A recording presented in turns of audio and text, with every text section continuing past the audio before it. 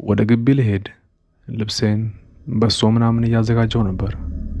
ምንም እንኳን ቤተሰቦቼ ከነሱ ርቄ እንድሄድ ባይፈልጉም መሄዴ ግን የግድ ነበር። እኔም ባልሄድ ደስ ይለኝ ነበር። ነገር ግን ራሴ መፈተን አለብኝ ብዬ ስላሰብኩ የግቢ ህይወትን ላይ ጓጉቼ ነበር። ከእናቴ ይልቅ ግን አባቴ ነበር እንዳልሄድ የፈለገው። የሚሄድበት ግቢ አንዳንዴ ብጥብጥ ስለሚበዛበት ለደህንነቴ ሰግቶ ነበር። ስለዚህ እሄዳለሁ ብዬ ስለወሰንኩ ተናዶ ነበር። ለጉዞው ስዘጋጅም ወጥቶ ለማገዝ አልፈለገም ነበር። ይህ ታሪክ ግን ስለኔ ሳይሆን ስለሱ ነው። አባቴ የሚወደው ስራ ነበረው። የጀመረው መጽሐፍ ነበር፣ ስለ ህይወት ታሪኩ የሚጽፈው መጽሐፍ። ስለዚህ ሁል ጊዜ መኝታ ቤታቸው ውስጥ ባለው ታይፕራይተር ሁሌ እንደጻፈ ነበር። ጡረታ ስለወጣ የሚሄድበት ቦታ አልነበረው። አንዳንዴም ቤቱ ጸጥ ካለለት ከመኝታ ቤቱ ሳይወጣ ይመሽ ነበር። ራት አብሮን የማይበላበት ምሽትም ይበዛ ነበር። እኔና እናቴ ራታችንን በልተን ከተኛም በኋላ ነበር ሳሎን ወጥቶ ራቱን የሚበላው። አንዳንድ ምሽቶችን የታይፕራይተሩ ድምፅ እንቅልፌን ነስቶኝ የማድርበት ምሽቶች ነበሩ። በዛች ቀን ለግቢ ስዘጋጅ አባቴን ከመኝታ ቤት ውስጥ ታይፕራይተሩን በጣቶቹ ሲደበድበው ይሰማኝ ነበር። አዘጋጅቼ ከጨረስኩ በኋላ ወደ መኝታ ቤቱ አመራው። የመኝታ ቤቱን በር ከፍቼ ስገባ ያ ክፍል የተለየ ጠረን ነበረው። ወደ ውስጥ ልገባ ነበረ፣ ግን ያ ሽታ እስኪወጣ ድረስ በሩ ላይ ቆሜ ትንሽ ጠበቅኩና ወደ ውስጥ ገባው።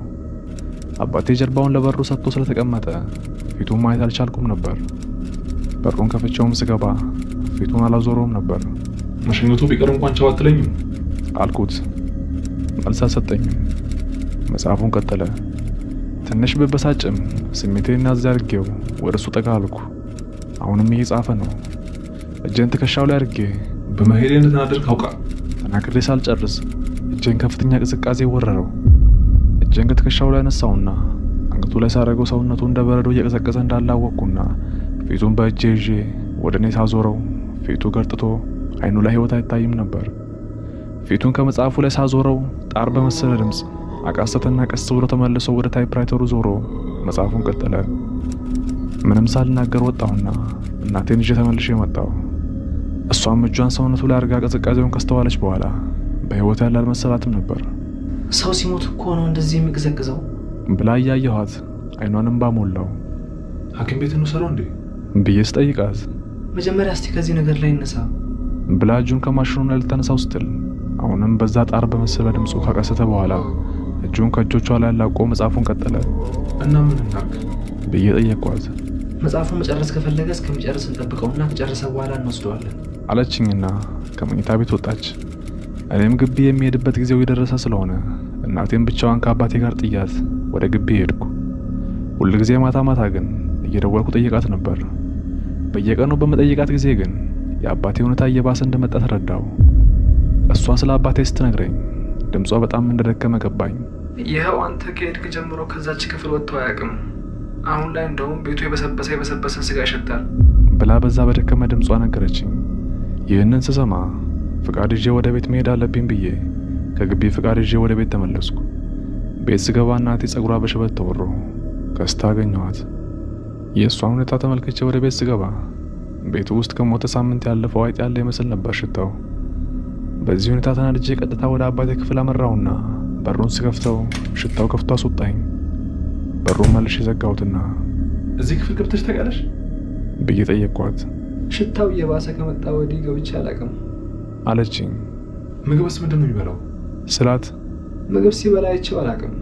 ከተኛው በኋላ እኩለ ሌሊት ላይ ቀስ ብሎ ዕቃ ቤት ገብቶ ሲያንቆሻቆሽ ሰማዋለሁ፣ ግን ሲበላ አላየውም ብላ ከመለሰችልኝ በኋላ ወደ እኔ ጠጋለችና እሱ እንደሚሰማና እንደማይሰማ ፊቷን ዞር ዞር አርጋ ካየች በኋላ ዝግ ባለ ድምፅ አባትህ በህይወት ያለ አይመስለኝም አለችኝ።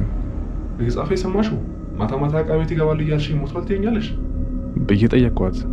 አባትህ አይመስለኝም እዛ ክፍል ውስጥ ያለው። አባትህ ሞተው አንተ ከመሄድ በፊት ይመስለኛል አለችኝ። እና መኝታ ቤት ታይፕራይተሩን የሚደበድበው እሱ አይደለም እያልሽኝ ነው ብዬ በጥርጣሬ ጠየቅኳት። እስኪ ገብተህ እየው አለችኝ። አንተ ከሄድክ ጀምሮ እዛ መኝታ ቤት ተኝቼ አላውቅም። አንተ ክፍል ነው የምተኛው ስትለኝ ሁኔታው ጠንከር እንዳለ ገባኝ። በቃ ዶክተሮቹን ቤት ድረስ ጠርቼ እንዲመለከቱ ታደርጋለሁ ስላት እንዳታረገው፣ ቢያንስ ሲመኘው የነበረውን መጽሐፍ ጽፎ ጨርስ አለችኝና ሀሳቤን አስቀየረችኝ። ምን ማድረግ እንዳለብኝ ሳስብ አንድ ሀሳብ ብልጭ አለልኝ። ሁሌ ሌሊት ላይ ከክፍል ወጣለህ ብዬ ጠየቅኳት። አዎ ምን ነው? ከዛ ክፍል ሲወጣ ምን እንደመሰለ አየዋለሁ አልኳት። ካየን ችግር ሊፈጥር ይችላል ብላ ስለፈራች ያን ሀሳቤን እንዳላረገው ልትመክረኝ ሞከረች። ግን ግትር ባህሪ አሸነፋትና ምሽቱን መጠበቅ ጀመርኩ። እኩለ ሌሊት እስኪደርስ ከጠበቅኩ በኋላ 5 ሰዓት ተኩል ሲል ተነስቼ ዕቃ ቤት ውስጥ ባለው መደርደሪያ ውስጥ ገብቼ መጠበቅ ጀመርኩ።